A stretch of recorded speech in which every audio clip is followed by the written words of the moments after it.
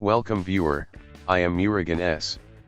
This video tutorial describes how to disable or remove CCleaner alert pop-up in Windows 10. Open CCleaner.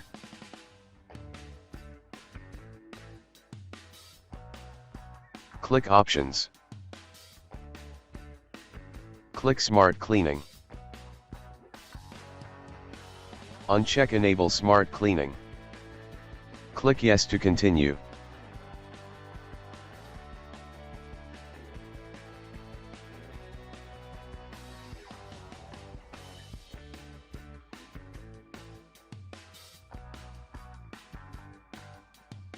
Restart computer.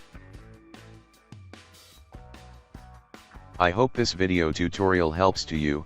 Please like, share and don't forget to subscribe my channel.